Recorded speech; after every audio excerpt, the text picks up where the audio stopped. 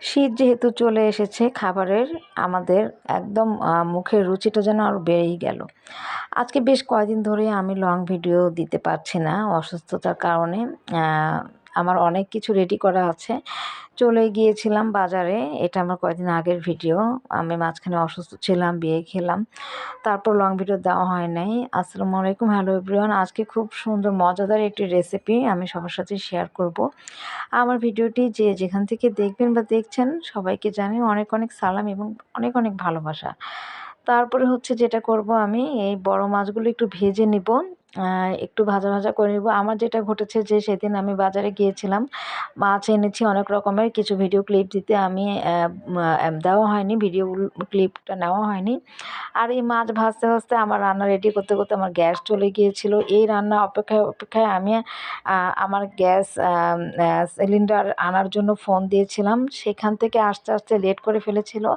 আর এই যে পোড়া বেগুন, বেগুনটাকে পুড়িয়ে যেটা করব আমি, এটা ২ টা রেসিপি তৈরি হবে এই পোড়া বেগুন দিয়ে। এক হচ্ছে আপনার আসলে ভিডিওটি কন্টিনিউ করতে হবে, তাহলে রেসিপিটা আপনারা সম্পূর্ণ দেখতে পাবেন। আর এই যে বেগুনটা একদম সফট করে নিলাম, একদম নরম, খুবই সুন্দর তুলতুলে হয়ে গেছিলো।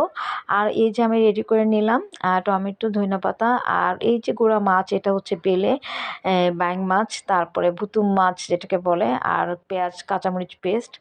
তারপরে হচ্ছে এখন যেটা করব আমি সম্পূর্ণ যে আমার আজকের যে রান্নার স্টাইলটা, যে রেসিপিটা, গুঁড়া মাছটা আমরা সম্পূর্ণ আমরা সবাই খেয়ে থাকি।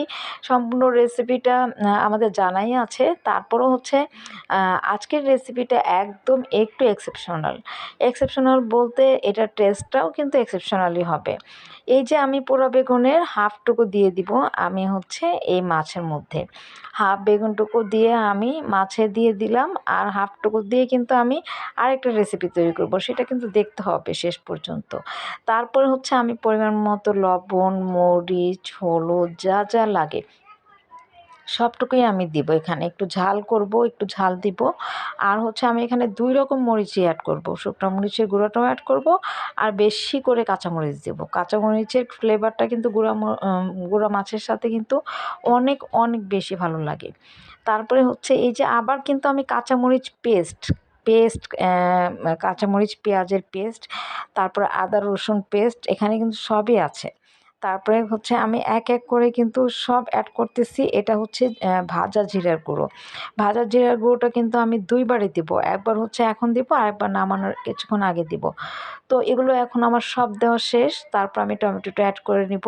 টমেটোটা অ্যাড করার পর আমি যেটা করব যে আমি বড় মাছ ভেজেছিলাম, সেই মাছের যে তেল, সেই তেলটা এখানে অ্যাড করব। আর এই তেলটা কিন্তু অনেক টেস্টি। আমি কিন্তু এই তেলের মধ্যে এক্সট্রা গুঁড়া মরিচ আমি মাছে ছিটিয়ে দিয়েছিলাম। সেই ছিটিয়ে দেওয়া মরিচটা কিন্তু তেলের মধ্যে গিয়ে তেলটা কিন্তু অনেক লোভনীয় লাগছে, দেখতেই পাচ্ছেন। এই তেলটা দিয়ে কিন্তু গরম ভাত অনেক মজা লাগবে। আমরা সাধারণত ঘি দিয়ে যেমন গরম ভাত খাই, ঠিক জাস্ট সেরকমই হচ্ছে এই মাছের এই তেলটা দিয়ে গরম ভাত কিন্তু অনেক মজা। তারপরে হচ্ছে যেটা করব, একদম সুন্দর করে হাতে ভালো মতো মশলাটা মাছের সাথে ভালো মতো মিশিয়ে নিব। একদম মাখা, মাখা করে তারপর একদম পরিপূর্ণ মশলাটা দিয়ে তারপর হচ্ছে পানি অ্যাড করব। পানি আমার পরিমাণ মতোই অ্যাড করতে হবে, যেহেতু মাছ এখানে হচ্ছে যতটুকু আছে তার থেকে হচ্ছে একটু বেশি একটু পানি দিতে হবে। যেহেতু টমেটো আছে আর গুঁড়া মাছটা একটু ভালো মতো হইতে হবে।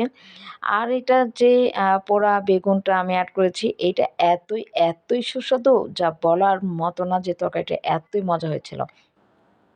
আমার মাছ মাখা শেষ। এখন আমি চুলায় বসিয়ে দিব। তারপরে এই যে বলক চলে আসছে, বলক আসার পর আমি একটু উল্টাপাল্টা করে নিচ থেকে একটু আলগি করে দিলাম। একটু হালকা করে দিলাম তরকারিটা, যাতে একটু লেগে না যায় মশলাগুলো। তারপরে এই যে আমার রান্না প্রায় শেষই হয়ে গেল। আমি ধনেপাতা ছিটিয়ে দিলাম। এর আগে আমি জিরার গুঁড়ো দিয়েছি, আমি ভিডিও ক্লিপটা নিতে পারিনি। তারপরে এই যে আমার আজকের রেসিপিটা কেমন হয়েছে অবশ্যই কিন্তু সবাই জানাবেন। পোড়া পোড়া বেগুন দিয়ে আমি করে নিলাম হচ্ছে তরকারি। আমার এই যে তরকারি শেষ, ফাইনাল লুক। তারপরে এখন যেটা করব, বাকি বেগুনটুকু দিয়ে আমি কি করব সেটাও আপনারা নিশ্চয়ই বেগুনটা আপনারা পোড়া বেগুন দিয়ে কী করেন হয়তো আপনারা জানেন। পোড়া বেগুন দিয়ে যেটা করতে হবে, এই যে মাছের যে তেলটা, সেই তেলটা দিয়ে আমি ভর্তা রেডি করছি।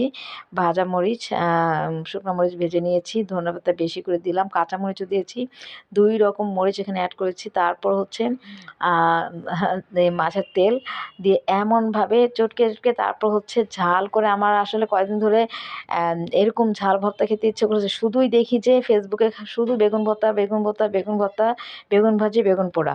তো বেগুন ভর্তা আমি সাধারণত করি, তারপরেও কেন জানি আমার এক্কেবারে খেতে ইচ্ছে করলো। তো এই পর্যন্ত আজকের আমার ভিডিও। আল্লাহ হাফেজ।